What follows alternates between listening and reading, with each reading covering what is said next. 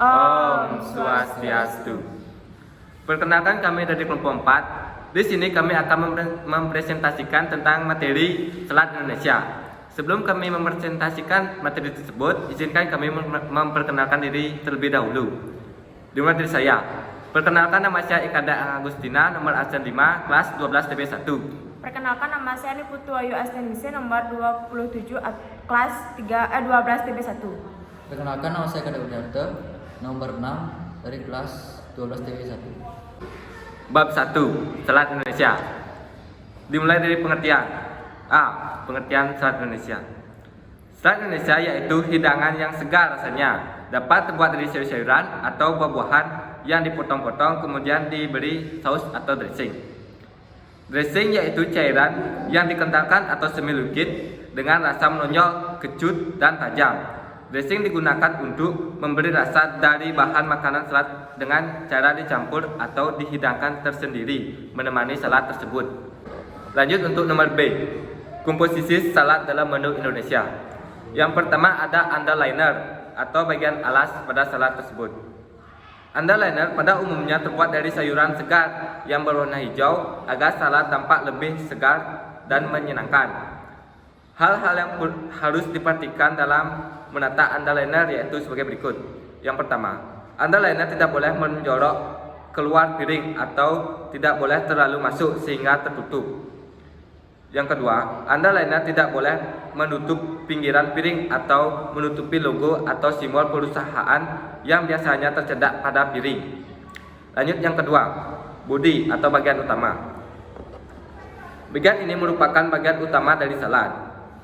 Nama salat pada umumnya diambil dari nama bahan utamanya. Hal-hal yang harus diperhatikan saat menyusun bodi salat.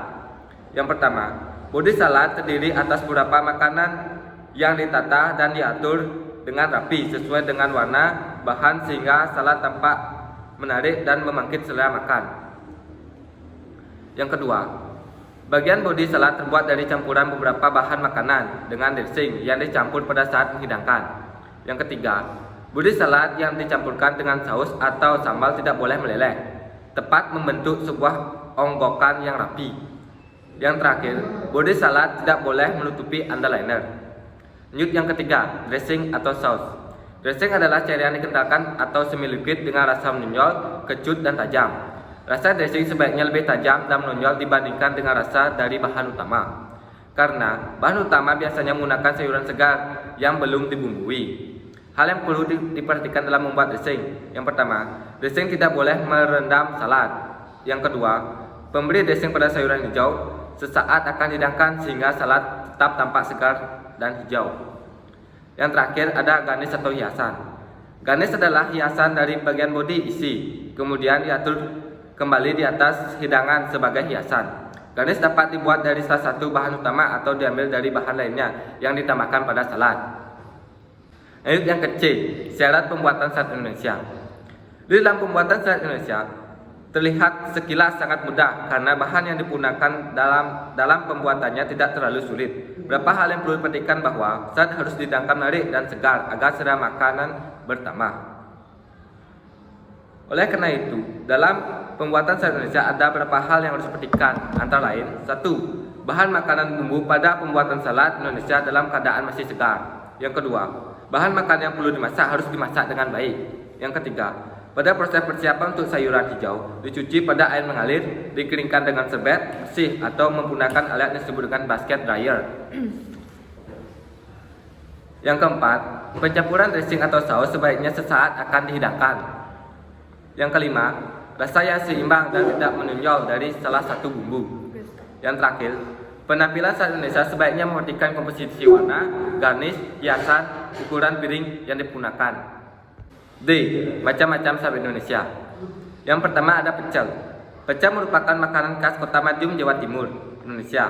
Pecel adalah hidangan yang terbuat dari rebusan sayuran berupa bayam, toge, kacang panjang, kemangi, daun turi, kerai, atau sayuran lainnya yang dihidangkan dengan disiram sambal pecel.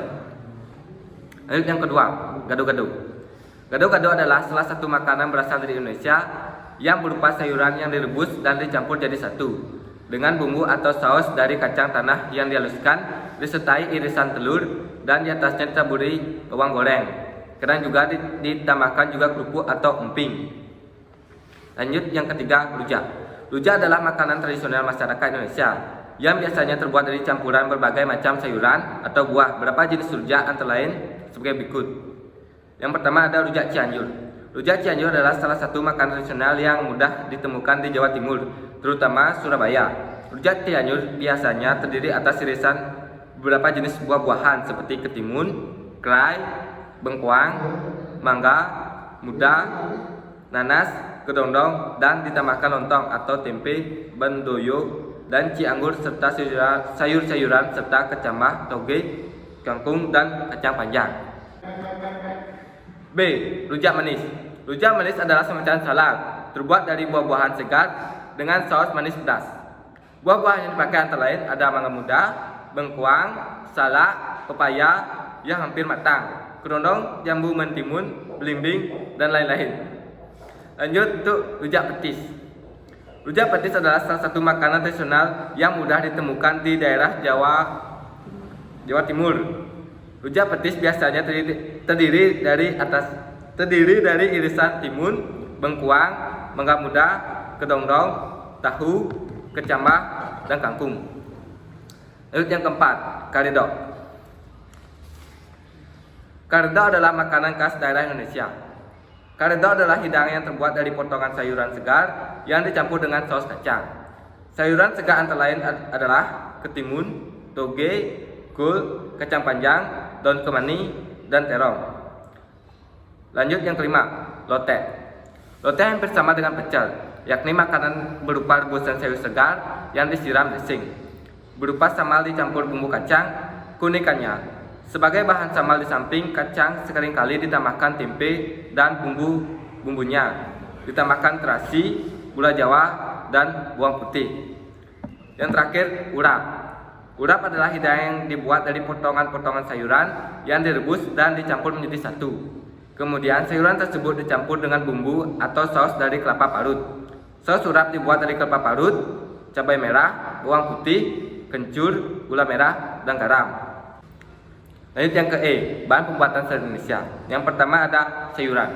Sayuran yang digunakan untuk membuat salad Indonesia dapat beraneka macam. Sayuran tersebut di dalam pengolahannya biasanya dipotong kecil-kecil.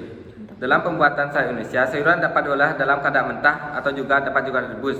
Contohnya, kangkung, selada, kubis, bunga kol, kacang panjang, mentimun, dan toge. Lanjut yang ke B, umbi-umbian. Umbi-umbian yang dapat digunakan dalam salad Indonesia yaitu wortel, kentang, bengkoang, dan ubi jalar. Lanjut yang untuk buah-buahan. Buah-buahan yang dapat digunakan dalam pembuatan salad Indonesia antara lain adalah nanas, mangga, tomat, kedondong, pepaya, semangka, dan melon. Yang kedua ada bumbu pembuatan salad Indonesia. Yang pertama ada saus kacang. Salah satu perbedaan salad Indonesia dengan salad kontinental terletak pada pembedaan saus. Untuk pembuatan salad Indonesia menggunakan saus kacang. Bahan yang digunakan untuk membuat saus kacang adalah bervariasi. Bahan yang biasanya digunakan yaitu kacang goreng yang dilumatkan, bawang putih, cabai, merica, dan air jeruk nipis. Kadang-kadang ditambahkan kecap manis dan terasi. Lanjut, yang kedua ada sambal rujak. Bahan yang digunakan untuk membuat sambal rujak yaitu cabai, gula merah, air asam, dan garam. Terkadang juga ditambahkan terasi. Yang lanjut, yang ketiga ada sambal urap. Bahan yang digunakan untuk sambal urap yaitu parutan kelapa yang masih muda, cabai, bawang putih, bawang merah, daun jeruk, kencur, gula merah, dan garam. Lanjut untuk yang ketiga, bahan pelengkap pembuatan salad Indonesia, yaitu ada emping, kerupuk, bawang goreng. Lanjut untuk kualitas salad yang baik. Yang pertama dari tekstur. Salad yang segar dapat dibuat dari bahan yang segar, lembut, dan bersih. Jika salad terbuat dari bahan yang perlu dimasak, maka proseslah bahan tersebut dengan baik. Lanjut yang kedua ada taste atau rasa. Salad yang baik harus mempunyai rasa yang seimbang dan harmonis antara bodi dan dressing. Lalu yang ketiga ada konsistensi atau keadaan campuran bahan. Pencampuran bahan utama dengan saus harus tepat, tidak terlalu kering, berair, atau lembab. Yang keempat ada apresiasi atau penampilan. Penampilan salad tidak hanya tergantung pada komposisi warna dan bahan, akan tetapi ukuran piring juga harus sesuai dengan salad yang terdapat di atasnya. Lanjut yang terakhir untuk cara menyimpan salad. Yang pertama, simpanlah salad pada tempat yang bersih. Yang kedua, simpanlah salad yang dapat dihidangkan dingin di dalam lemari pendingin sebelum dihidangkan. Yang ketiga, sos dan bumbu pada salad, misalnya bumbu pecel, gado-gado, karedok, dan urat, dapat disimpan dalam lemari es untuk beberapa hari. Yang terakhir, usahakan makan tidak dihinggapi binatang seperti semut, kecoa, tikus, dan cicak.